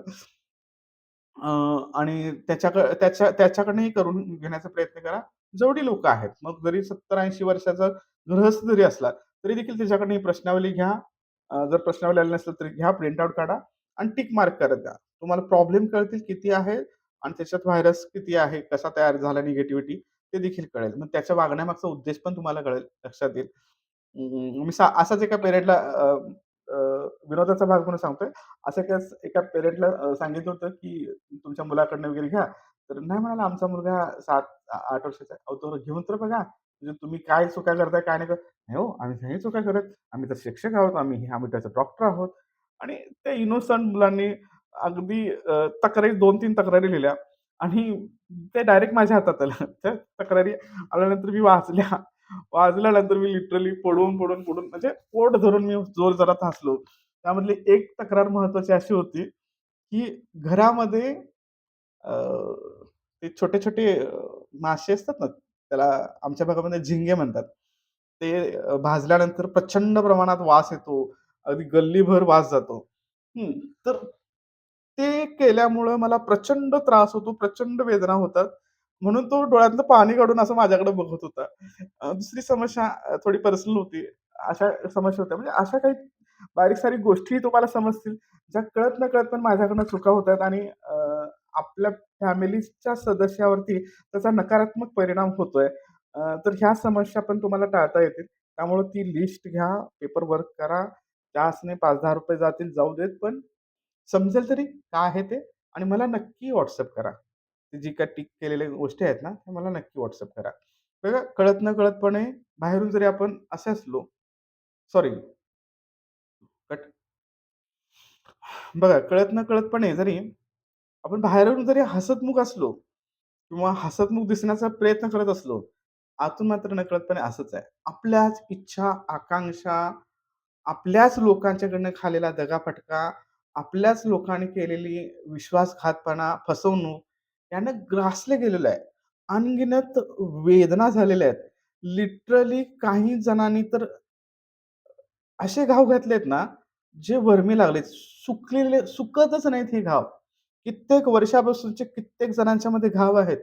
30-30, 40 वर्ष झाले तो घाव घेऊन फिरत असतात माणसं काही. आणि हे घाव तलवारीचे, कुऱ्हाडीचे, चाकूचे, मोठ्या कोयत्याचे वगैरे नसतात. हे घाव असतात ना, ब्लेड पाननं केलेले. ब्लेड पाननं केलेले. ब्लेड पान म्हणजे माहिती आहे ना, दाढीचं खोर असतं, त्याचं ब्लेड पान. आणि ते इतके वरमी लावलेले असतात ना, की ते सुकतच नसतात. आहेत ना अशा काही गोष्टी? आहेत ना अशा काही गोष्टी? काही जण माना डोलावतायत, काही जण मला होकारार्थी घेतात. ट्युनिंग झालेलं दिसतंय माझ्याबरोबर. बघू ह्या वर्मावरती आपल्याला उपाय कसा करायचा आहे आणि याच्यावरती उपचार कसे करायचे आहेत, हे देखील आज आपण बघून घेऊ. माझी विनंती आहे की असंच शेवटपर्यंत राहा, असं सहकार्य करा. नेक्स्ट स्लाईडकडे आपण जातोय. हे आहेत मासारो इमोटो. हे ह्यांना नोबेलचा पारितोषिक दिलेलं आहे ह्या ग्रहस्थांना. हे जपानचे आहेत. ॲक्चुअली मध्ये मी ह्यात वादात मला हे नाही पडायचं. पण ह्याने पाण्यावरती रिसर्च केलाय आणि पाण्यावरती त्या रिसर्चवरती त्यांनी वेगवेगळ्या ठिकाणचं पाणी त्यांनी टेस्ट केलं आणि ते मायक्रोस्कोपमध्ये बघण्याचा प्रयत्न केला. सॉरी, परत सगळं हे मासोरी मोटोपासून सुरुवात करायची आहे. हे एडिट करून घ्या. हे आहेत नोबेल पुरस्कार प्राप्त मासारू इमोटो. ह्यांनी पाण्याच्या कंपनावरती अभ्यास केलेला आहे. पाण्याच्या कंपनावरती म्हणजे कळालं का? ज्या आपल्या ऋषीमुनींनी कमंडलूमध्ये पाणी घेऊन ते तीर्थ घेऊन अभिमंत्रित केलं आणि समोरच्या अंगावरती शिंपडलं, की तो माणूस म्हणे भस्म व्हायचा किंवा त्याला शाप लागायचा किंवा शाप देण्यासाठी वापर करायचा. त्या पाण्याची शक्ती ही आपल्या ऋषीमुनींनी आधीच जाणली होती. ती ह्या महाशयांनी लोकांना सायंटिफिकली सांगण्याचा प्रयत्न केला.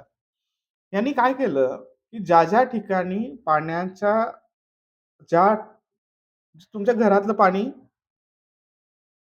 चा परिणाम तुमच्या विचार कंपनावरती तुमच्या घरातलं पाणी पण तसं बनत असतं.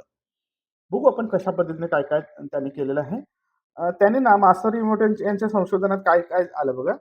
पहिल्या स्लाइडमध्ये तुम्हाला दिसेल, ह्या पहिल्या स्लाइडमध्ये पहिल्या स्लाइडवरती त्यांनी एक जो क्रिस्टल आलेला तुम्हाला दिसतोय, हा पाण्याचा एक थेंब आहे आणि त्या पाण्यामध्ये उमटलेल्या त्या थेंबापासूनचे तयार झालेले विवरण आहे, कंपन आहेत. ह्या पाण्याला त्यांनी सतत सॉरी, ह्या पाण्याला त्यांनी सतत थँक यूचा भडीमारा केला. सतत थँक त्याच्यावरती विचार प्रक्षेपित केले आणि त्याच्यातनं असा क्रिस्टल तयार झाला. त्यानंतर दुसऱ्या पानावरती शहाणपणाचा विचारांचं हे केलं. तिसऱ्या पानावरती तू सत्य आहेस, तू पवित्र आहेस, अशा टाइपमध्ये त्यांनी विचाराची कंपनं सोडली. चौथ्या स्लाइडमध्ये त्यांनी तू अनंत आहेस. जसं की समुद्र अनंत आहे. समुद्राची सीमा नाही आहे. तशा पद्धतीनं. तू एक देवदूत आहेस, एंजल आहेस, संत आहेस अशा टाइपमध्ये वगैरे घ्या. त्या 5व्या पाण्याच्या थेंबावरती आय लव्ह यू सारख्या विचारांचा, मी तुझ्यावरती प्रेम करतो या विचारांचा अ, भडीमारा केला, विचारांचं प्रक्षेपित केलं आणि अ, हा जो आहे त्याच्यावरती शांतता ह्याचा विचारांचा कंपनांचा मारा केला, ते असं दिसलं. आता इथं आहे नकारात्मक गोष्टींच्या काही गोष्टी.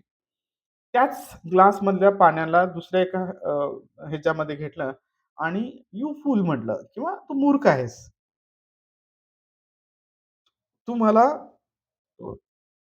सारखं आजारी पडतोस." घरात काय वातावरण चाललं बघा आपलं. घरात बोलणं काय चाललेलं आहे आणि तुमच्या घरातल्या भरलेल्या हंड्यामध्ये, घागरीमध्ये, कळशीमध्ये, पिंपामध्ये हे विचार प्रक्षेपित होत आहेत. तुमच्या अन्नकणामध्ये देखील हे विचार प्रक्षेपित होत असतील का नसतील? मला टाइप करून सांगा. तू वाईट आहेस.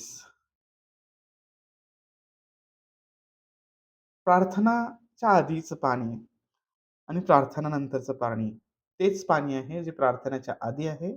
त्यानंतर प्रार्थना केल्यावरती त्या पाण्यावरती परिणाम कसे होतात हे लक्षात घ्या. ध्वनीचा इफेक्ट होतो ना आपल्यावरती, ध्वनींचा इफेक्ट. हां, कर्कश आवाजाचा इफेक्ट होतो. कान बंद करून घेतो आपण. एखादा नाद असतो. हं. एखादा ट्यून असेल. जसं की महाराष्ट्रात लोकांना बऱ्यापैकी नाशिक ढोलचा ताल आवडतो. एकदा चालू झालं ढिंच्याक-ढिंच्याक लगेच की आपले पाय आपोआपच आपण वर-खाली करायला लागतो. खांदे उडवायला सुरू करतो. हां, किती जरी शांत आणि किती जरी तो तुमच्या नजरेतनं असा विकृत प्राणी जरी असेल, तरी देखील तो म्युझिकला ट्यून होतोच होतो. कुठल्या ना कुठल्या म्युझिकला तो ट्यून होतच होतो.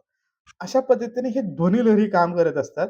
त्या ध्वनिलहरीच्या माध्यमातून जे विचारांचे तरंग आहेत, त्या तरंगाचा इफेक्ट ह्या मासर इमोटीने पकडला आणि ह्यानी ह्या पाण्याच्या ह्याच्यावरती आणला. तर विचार करा पाण्यावरती जर असे परिणाम होत असतील, मित्रांनो इकडे लक्ष द्या. पाण्यावरती जर इतके परिणाम होत असतील, तर आपल्या शरीरामध्ये किती टक्के पाणी आहे? मग काय-काय परिणाम होत असेल आपल्यावर?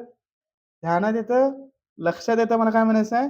आपल्या शरीरामध्ये 70% पाण्याचं प्रमाण आहे. मग हे तुमचं फेफडे, डोकं, त्वचा, मांसपेशी, किडनी, हृदय रक्त, हाडं, डोळे सगळ्या ऑर्गॅनिकवरती परिणाम टाकत असेल का नसेल? लक्षात येतंय काही गोष्टी सांगतोय ते? ध्यानात या लागलेत? एकमेकांना ओरडून बोलताय. त्याचा इफेक्ट बॉडीवरती, वास्तूवरती, घरातल्या वस्तूवरती, अन्नधान्यावरती, पाण्यावरती, सगळ्यावरती होतो. एक्झाम्पल घ्यायचं झालं असेल, तर तुम्ही तो तारे जमीन पर मधला पिक्चर बघितला असाल ना, त्यामध्ये अ, त्या आमिर खानने एक उदाहरण दिलंय बघा. आफ्रिकेच्या जंगलामध्ये एक आदिवासी जात आहे. ती जात एखादं झाड जर त्याला तोडायचं असेल, तर ती 2-4 दिवस आधीच फक्त त्या झाडाच्या खाली जातात ग्रुपमध्ये सगळेजण आणि त्याला हाय करतात, शिव्या-शाप देतात, बोटं-बिटं मोडतात. तुझं असणं म्हणजे आमच्यासाठी अ, अपशकुन आहे वगैरे, शिव्या-शाप देतात. आणि कॉन्फिडेंटली 4थ्या दिवशी ते कुऱ्हाडी घेऊन येतात, कारण ते झाड पूर्णपणे मेलेलं असतं. विचारांचा तर अशा पद्धतीने काम करतो. लक्षात येतं मला काय म्हणायचं आहे? आजपासून घरात भांडाभांडी करताय ना, तर नुसतंच भांडाभांडी नका करू.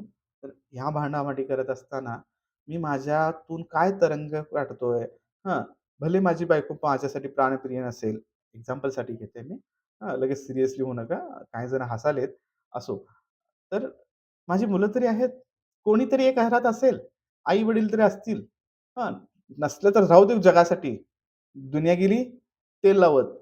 स्वतःमध्ये पण आहेत ना, एखादी गोष्ट जर तुम्हाला रागवून सांगायची झाली असेल ना, तर इतके बॉडीमध्ये ऑर्गॅनिक बदल व्हावे लागतात ना, की हार्टबीट वाढायला लागतात, चेहरा वरती गरमपणा यायला लागतो, त्यातलं ब्लड सर्क्युलेशन वाढवावं लागतं, डोळ्यात आग तयार होण्यासाठी डोळ्यातलं रक्तप्रवाह वाढवावा लागतो. तो रक्तपुरवठा देण्यासाठी मेंदूतून रक्तपुरवठा चेहऱ्यावरती आणि डोळ्याकडे दिला जातो. हार्टबीटचं रक्तप्रमाण कमी होतं त्यामुळं हार्टबीट हाय लेव्हलला होत असतं. कारण हार्टबीटला माहिती आहे, की इथं रक्तपुरवठा जर झाला नाही, इथं जर संपलं तर मग मी पण संपलो आणि सगळंच संपलो. म्हणून हार्टबीट त्याला जास्त रक्तपुरवठा देण्याचं काम करतं. मग डोक्याला जास्त रक्तपुरवठा दिल्यामुळं त्यानंतरची क्रिया होते ती म्हणजे आवाज वाढणं, राग व्यक्त करणं, चिड व्यक्त करणं. आणि हेच जर 10 वर्ष, 15 वर्ष कंटिन्यू तयार झालं, तर मग ह्या लोकांना ही बॉडी एक चांगलंसं गिफ्ट देते. शुगर, बी-पी नावाच्या वेगवेगळ्या डिग्र्या देतं. हां, आमच्या तर भागामध्ये कारखाने भरपूर आहेत ना. आम्ही ह्या शुगर पेशंटना चेअरमन म्हणतो, कारखान्याचे चेअरमन. हां, आता तुमच्या घरात किती जण चेअरमन आहेत, उगाचच चिडवा-चिडवी करू नका. ह्या गोष्टी आनंदात आणि विनोदात घेण्याचा प्रयत्न करा. कारण आयुष्यभर कळत-नकळत त्या व्यक्तीला पण आपण चिडवलंय किंवा चिडण्यासाठी प्रवृत्त केलंय, यामध्ये तुम्ही देखील तुमचा देखील हस्तक्षेप आहे. तर तुम्ही जर त्या व्यक्तीकडे बघून हसत असाल. सगळेजणच इथं आरोपी आहेत, सगळेजण साक्षीदार आहेत. मी काही वेगळं सांगण्याचा प्रयत्न करत नाही किंवा मी तुमच्यावरती आरोप देखील करत नाही. बट ही गोष्ट तुमच्या जी जवळच्या व्यक्ती आहेत, त्यांच्यापर्यंत पोहोचवा. नसेल तर त्यांना जबरदस्ती बसवा. उगाच मारून मुटकून नव्हे. अगदी प्रेमानं, लाडानं, "तू जर हे बघितलीस, हे जर समजून घेतलीस आणि ह्याची जर प्रश्नाची उत्तरं व्यवस्थित दिलीस, तर मी तुला अमुक-अमुक गिफ्ट देतो." असंही आम्ही जर एखादी व्यक्ती जर ऐकत नसेल कारण गिफ्ट हे प्रत्येकाला आवडतात. पण मी पण ह्यानंतर ना काही बोनस घेऊन आलोय, काही गिफ्ट घेऊन आलोय तुमच्यासाठी. तर ते देखील ते देखील आपण पाहूया, की तुमच्यासाठी काय-काय गिफ्ट आहे. पण ही विनंती आहे, की तुमच्या सहकाऱ्यांना, तुमच्या मित्रांना, मैत्रिणींना त्याच्यावरती तुम्ही जास्त प्रेम करता. हां, लगेच काय डोक्यात वेगळं आणू नका. मी पोरांच्या बद्दल बोलतोय. लगेच प्रेम करताय म्हटलं लगेच टॅन-टॅन कोण आठवायला सुरू केली. बघा काही जणांनी लिस्ट करायला सुरू केली मनातल्या मनात. मन हे असलंच घाणेरडी आहे. चला बघू आपण पुढे-पुढे एक-एक गोष्टी. आपण सगळ्यात जास्त त्रास कोणाकडून आहे? म्हणत असो तर शेजारी बायको असेल तर बायकोकडे बघू नका. संध्याकाळचं जेवण खायचंय तुम्हाला. पुरुषाकडे पण बघू नका. मला फक्त म्हणायचं आहे, की आपण जास्तीत जास्त कोणाशी बोलतो?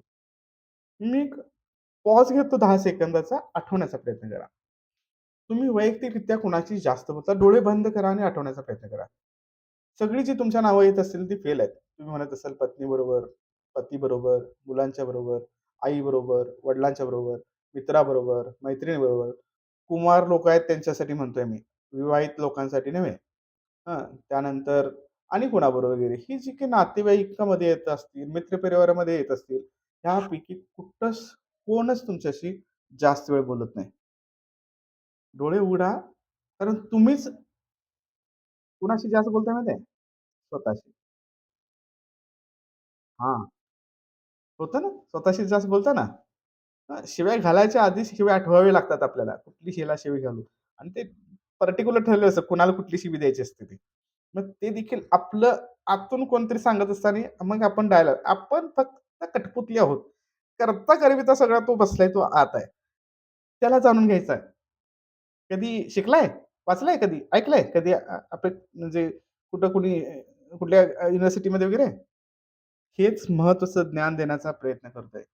त्या आतल्याला बोलवायचा आहे. तो आतला पण खुशी-खुशीत ऐकायला लागलाय. बाहेर आला असेल बघा असं, तुडतुड्यासारखं इमेज दिसते ना? हां, तसं. ठीक आहे. या ठिकाणी सोम एडिटरला सांगून ना, तो कोण आहे ना तो, ते काळं असतं ना ते पिक्चरमधला, तो अ, चित्र ह्या ठिकाणी टाकण्याचा प्रयत्न कर. तो निमोनो का कुठलातरी पिक्चर आहे, तो टाकण्याचा प्रयत्न कर. चलो नेक्स्ट कंटिन्यू करू. नेक्स्ट स्लाईड आहे. बघा सगळं जगाचं ओझं माझ्या एकट्याच्याच खांद्यावरती आहे. असं ज्या महारथींना वाटतंय ना, त्या महारथींसाठी जोरदार टाळ्या. तुम्ही योग्य वाटेवरती आहात. तुम्ही योग्य व्यक्तीच्या समोर बसलेला आहात आणि हा सेमिनार खास करून तुमच्यासाठीच आहे. जे खाली नाकतोंड करून बसले ना, नाकमोठं करून. तोच तो. मिस ना? हां. त्यांच्यासाठी आहे. सो घरातली सगळी जबाबदारी माझ्यावरतीच आहे. घरचं सगळं ओझं सगळं माझ्यावरतीच आहे. सकाळचं सगळं टेन्शन माझ्यावरतीच आहे. त्या लोकांसाठी हे आहे. पुढे बघूया. बघा हे मी तुम्हाला आश्चर्याचं हे करत नाही किंवा मी तुम्हाला चॅलेंज करतोय असं म्हणायला काही हरकत नाही. आतापर्यंत ह्या 1 तासाच्या कन्व्हर्सेशनमध्ये आय होप की मी तुमचा चांगला मित्र होण्याच्या पोझिशनवरती आलो असेन. मे बी कदाचित झालोही असेन तुमचा चांगला मित्र. मित्रत्वाच्या नात्यानं मी काही गोष्टी आता अधिक बोलेन.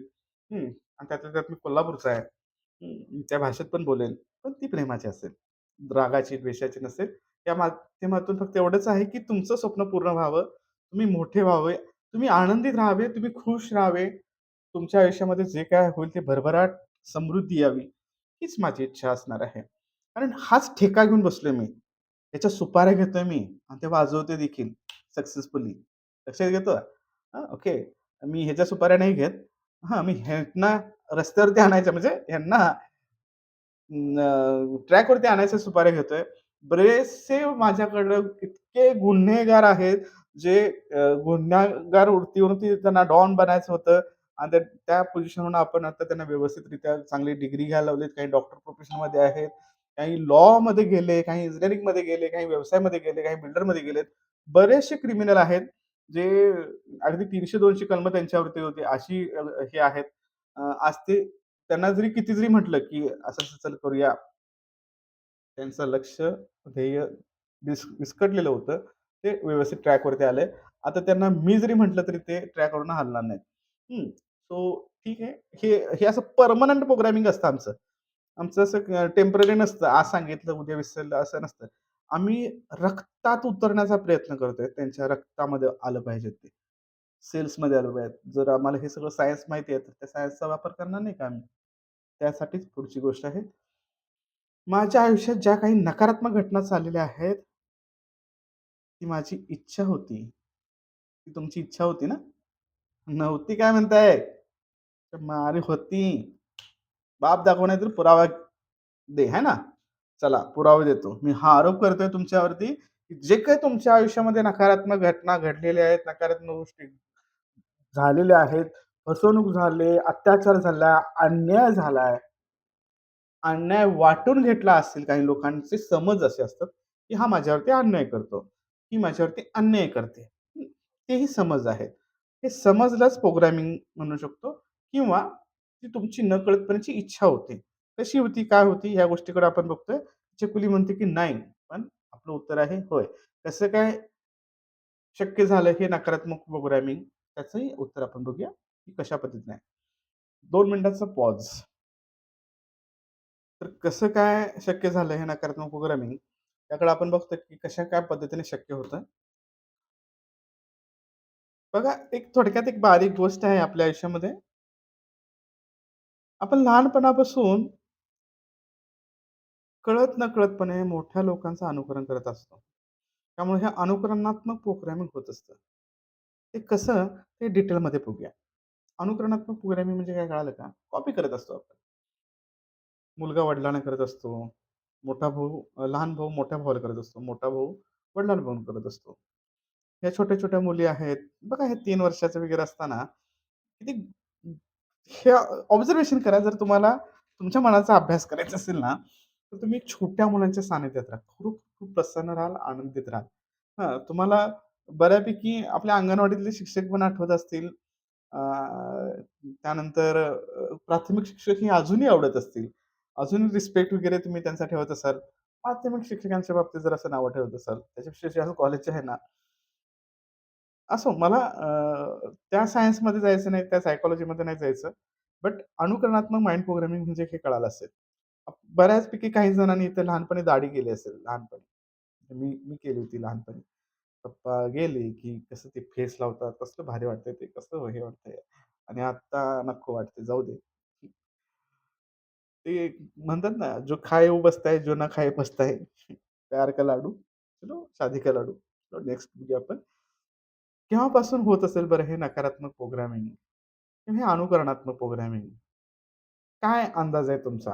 गेस करू शकाल बरं? एक 10 सेकंद तुम्हाला देतो. गेस करा.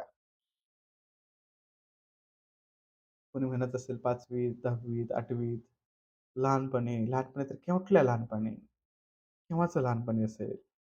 शाळेत असताना. शाळेत असताना म्हणजे कुठल्या शाळेत असताना? प्राथमिक, माध्यमिक. प्राथमिक शाळेत असेल तर कितवीत असताना? मूळ मुद्द्यापर्यंत जाण्याचा प्रयत्न करायचा आपल्याला. एकदम रूट कॉजपर्यंत जाण्याचा प्रयत्न करू आपण. वरवरचं काय सांगत बसायचं नाही आपल्याला. डीप लेव्हलचं आपल्याला आलं पाहिजे. आत्ताचं हे सेशन सोडल्यानंतर अर्धा तास तरी अनोळखी व्यक्तीबरोबर तुम्ही या गोष्टीची डिस्कशन केलं पाहिजे. अर्धा तास तरी. तर मला 90 मिनिटं सार्थक सोडल्यासारखं वाटेल. म्हणजे ॲट 50% तरी तुमच्या ह्याच्यामध्ये फिट परमनंट कधी ब्लडमध्ये इंजेक्शन दिल्यासारखं. लक्षात येतं? वे आणि परत एकदा व्हिडिओ बघितला किंवा सेमिनार अटेंड केला तर परमनंट लेव्हलला लक्षात राहील. चुका काय आहेत ते कळतील. चुका करायचं नाही हे तरी कळेल. त्यामध्ये पैसा वसूल करण्यासारख्या काही गोष्टी, टिप्स आहेत त्याही आपण बघूया. बाहेरून आपलं मन हे असं असतं, दिसताना 10% दिसतं आणि लांबून बघितलं तर त्याची खोली बघितली समुद्रातली, तर त्याची 90% असते. कसं आहे अंतर्मन? काय आहे? कशा पद्धतीने आहे ते बघूया.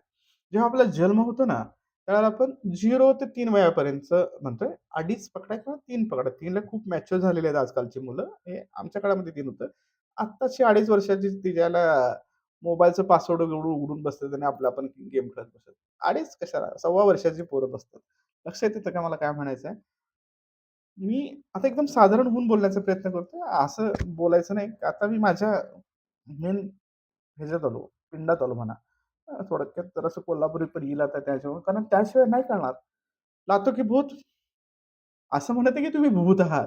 बट तुमच्या त्या आतल्या मित्राला माझा प्रणाम आहे. त्या मित्राशी मी बोलतोय. तुम्ही ग्रेट आहात. असो. पण त्या आतल्या मनाशी मला बोलायचं आहे.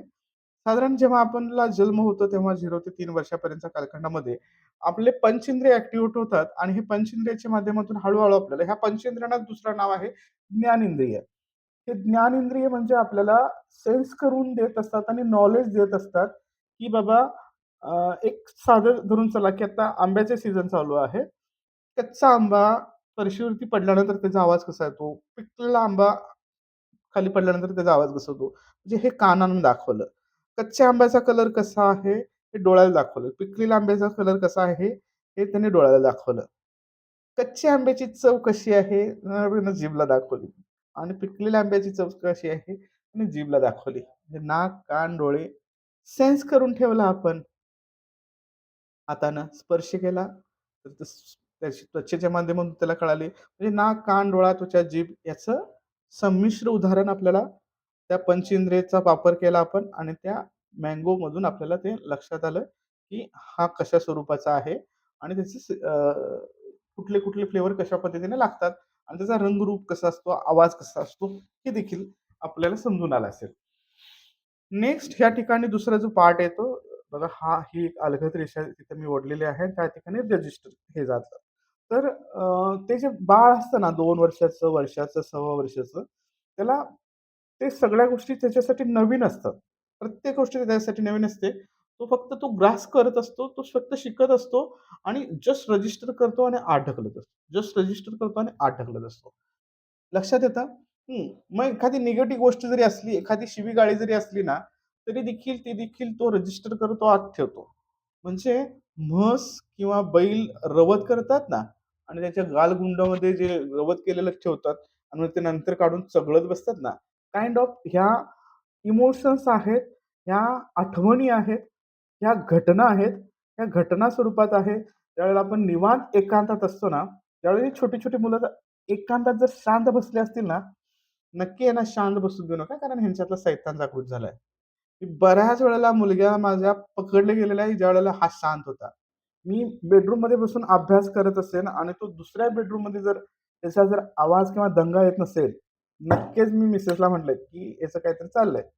मग एक वेळा त्यानं तेलाची बॉटल आहे ती सांडली होती. तर तो गपचूप पुसत होता. एक वेळ आहे त्याने सेंटची बॉटल सांडली होती. ती देखील गपचूप हे करत होता. मग तिसऱ्यांदा त्याला कळालं, की आपला काय शांततेत काय केलं, तरी आपला बाप बाप आहे, आपल्याला पकडतो. तो डायरेक्ट येऊन सांगायला, "पप्पा फुटलं." मग तेव्हा आम्ही सेलिब्रेट करायचो तो फुटलेल्याच्याबद्दल. पण इथनं पुढे लपून काय करू नकोस किंवा न सांगता काय करू नकोस. जे झालंय ते झालंय सगळं सांगत जा. असं कितीसं नुकसान करणारी छोटी मुलं 1000, 2000, 3000, 5000 लॅपटॉप फोडला, मोबाईल फोडला, लाख 2,00,000 रुपयेचा. पण त्याच्यातला सायंटिस्ट मारणार असेल, तर मी तो नुकसान करायसाठी तयार आहे. तर मला त्याच्यातलं सायंटिस्ट जिवंत ठेवायचं असेल, मग तो कुठल्याही पद्धतीचा असेल. तो असं नाही की तो जाऊन संशोधन तिथेही करेल. तो इथे काही वेगळे-वेगळे संशोधन करेल. प्रगतीशील शेतकरी हे देखील सायंटिस्टच आहेत.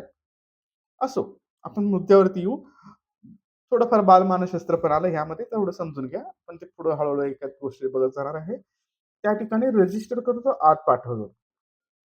3 वर्षानंतर बघा कसं होतं. 3 वर्षानंतर त्याच्यामध्ये एक नकारात्मक पैलू तयार होतो. एक सकारात्मक पैलू तयार होतो आणि मधीच ह्यात घोळणं तयार होतं. म्हणजे थोडक्यात ना, एक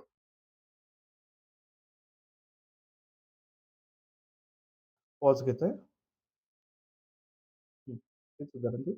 ह्या ठिकाणी नकळतपणे एक सैतान तयार होतं. आता ह्याचं विस्तृत सगळं सायंटिफिकली सैतान कसा तयार झाला, काय झाला, कुठल्या गोष्टीतून तयार झाला, मग तो माणसाच्या मनामध्ये कसा आला, तो त्याचं सायन्स नंतर मी हे करेन, एक्सप्लेन करेन.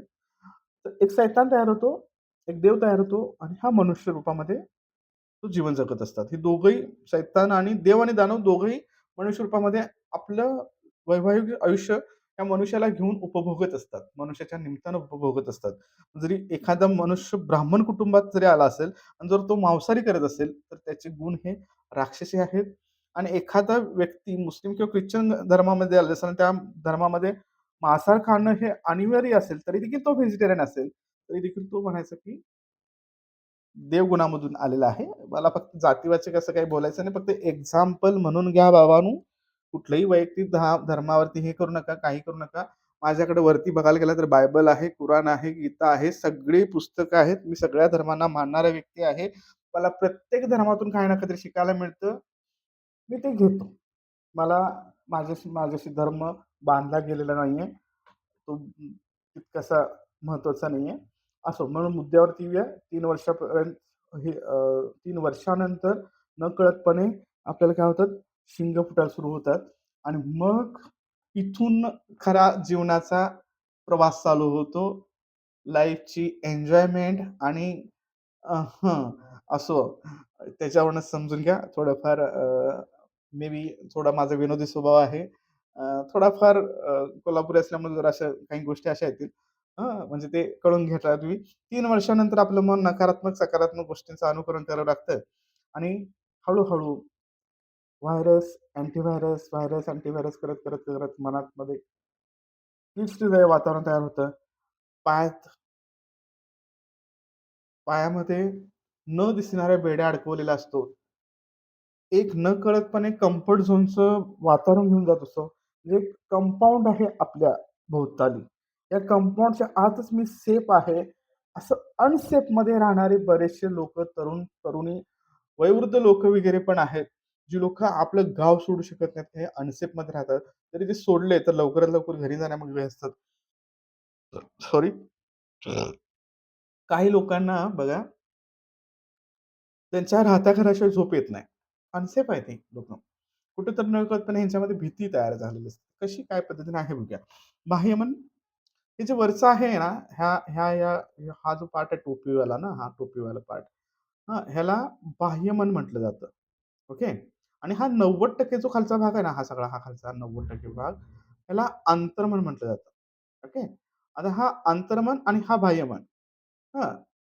बाह्यमनाचं जे वय आहे ना, हे तुमच्या जे काही शरीराचं वय आत्ता जे आहे, म्हणजे आता माझ्या ह्या शरीराचं वय आहे 42. हां, माझ्या पत्नीच्या शरीराचं वय आहे 37-38. माझ्या मुलाच्या शरीराचं वय आहे 16-17.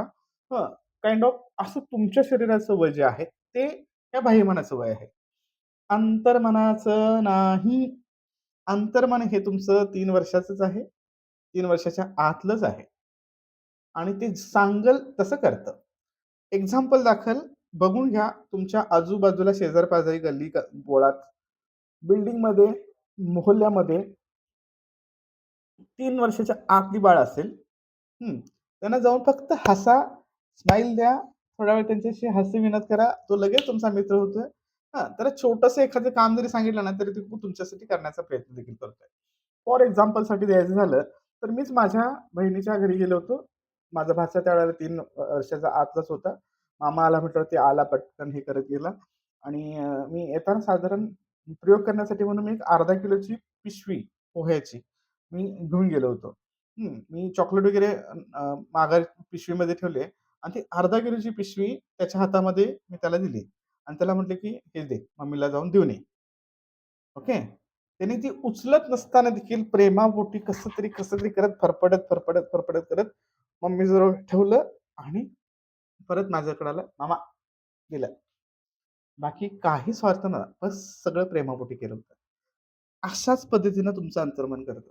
त्या पिशवीत पोहे आहेत की काय आहे, त्याला काय देणं-घेणं पडलं नव्हतं. मामानं सांगितलं की नाही, मम्मीकडे देऊन ये, तर मम्मीकडे देऊन यायचं. उलटं विचारत बसत नाही. अंतर्मन उलटे प्रश्न करत बसत नाही. काही त्याला देणं-घेणं नसतं. धन्यवाद.